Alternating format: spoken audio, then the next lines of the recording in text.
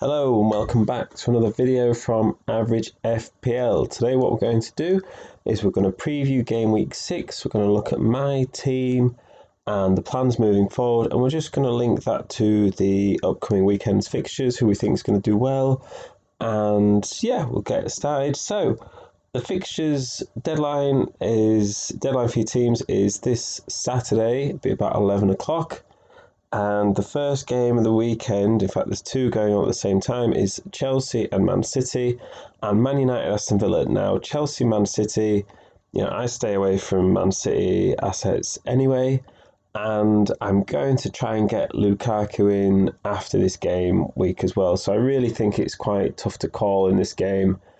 I think it's probably a better game for defenders. I think it could maybe be a 1-1, 2-1, or one side could keep a clean sheet. But I think it'll be quite a tight game because, both teams are really, going for that early push for the title. And I think it's these sort of games that they know that could be deciding factors at the end of the season. So neither team will want to lose ground. So I feel like something like this sort of game is destined to be a draw most of the time, just because of those reasons. Man United Aston Villa look like a really good game for those Man United players. I can see Man United keeping a clean sheet. I can also see returns as well from an attacking point of view, and I can also see Ronaldo scoring again, like he's been doing the last couple of games. But I can also see Fernandes has a good chance of getting some points as well.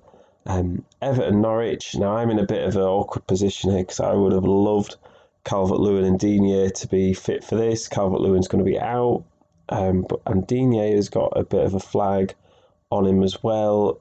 So hopefully he'll play. I'm going to put him in my starting lineup for the weekend, and then if he doesn't play, then somebody might come off the bench. Not that I've got a lot of options on the bench anyway. So Leeds West Ham, Antonio will be back, so I think that adds an extra factor for West Ham, and I think he'll be competing head-to-head with Patrick Bamford. So I'd be interested to see which striker sort of scores more points. I feel like a lot of people have got Calvert-Lewin out for Patrick Bamford since Calvert-Lewin's been injured, and Antonio would have been maybe that alternative option had he not been suspended. So I think there's a few people sort of on the fence at the moment about where to go with these sort of mid-price strikers. Leicester Burnley, you would say that's a good fixture for Leicester. I actually made my transfer this week. I took out Thomas because he's not been playing recently, and I needed to find 0.5 million from somewhere to get in Lukaku next week. So I downgraded to Manquillo, who has actually started the next 2 weeks, and this week he's playing Watford. I think that's a good fixture for both teams in terms of a defence. I could really see the Watford-Newcastle game being 0-0. I think Burnley have got their work cut out against Leicester, so if you've got a Leicester attacker, someone like Jamie Vardy, I think that's a good option for this weekend, and maybe even potential captaincy as well. Liverpool-Brentford, you're hoping for big returns for your Liverpool attackers. I'm going to captain Salah this weekend. It's not that Brentford have started badly, but they've started really well, and I think they look quite solid. But you would have to say that Salah against any newly promoted team, home or away, you would have to fancy as a good captaincy option. And I think I'm going to follow my strategy like I've been doing so far this season and not overthink it, and captain Salah as the best big hitter with the most favourable fixture. I've got Tony and Mbuemo, who did really well last week with a goal and an assist, but I'm not really expecting too much against Liverpool. I would really like it if they sort of took Liverpool's clean sheet away and one of them assisted the other. I think that would be a best case scenario for me because it would reduce other players' points as well who have got the Liverpool defenders in. Moving on to Sunday, so we've got Wolves versus Southampton, and both teams would really like a win. I think it's been a bit of a patchy start for both.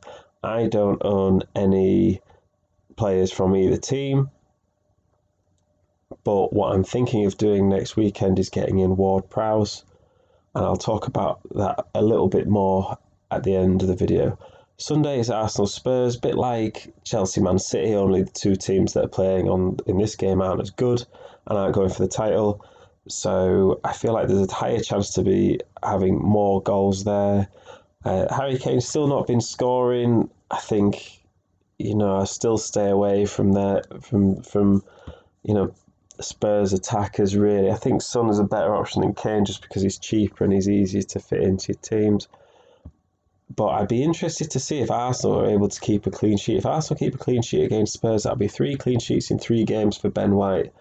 And, I'm looking for Odegaard to get a bit of consistency moving forward as well. If he can get an attacking return as well, that'd be really good. But, we'll have to just wait and see how it goes. The last game on Monday is Crystal Palace Brighton. Brighton have started the season really well, so I would say even though they're away from home, they've got a reasonable chance of getting a positive result here. Crystal Palace will want to try and attack.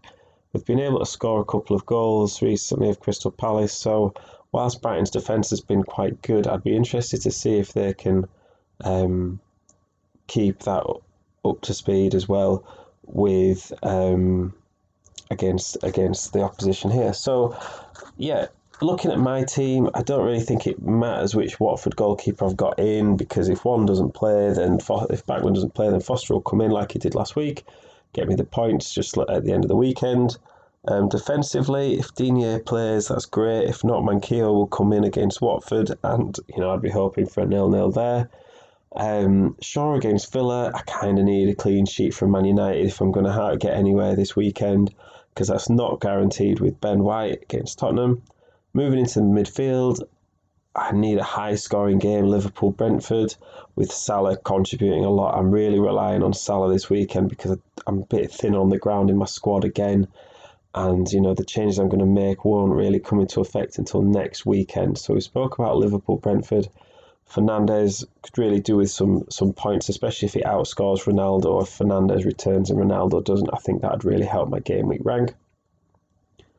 And Jota as well, this will be the last game for Jota, I think. I think what I'm looking at to do is take Jota out for Ward-Prowse, who is 6.4 million, and that combined with bringing in Manquillo this weekend will give me the exact amount of money to swap Wilson for Lukaku for next weekend for Chelsea's good run of fixtures. Now, I think I will have to make those transfers as soon as I can after the deadline, which is a bit risky in case players get injured. The deadline for this weekend, that is, because I can't afford any more price rises or price drops. If I lose any more money, on Callum Wilson, or if Lukaku increases in price anymore, then I won't be able to do these transfers. And I've been planning these transfers for weeks and weeks and weeks for this moment, so I'm just going to take the risk, and if they end up getting injured, I'll just transfer them out afterwards. I'd rather do that and take that risk. So yeah, the team is a little bit thin on the ground. I mean, at an absolute push, I'd be hoping for 11 players playing.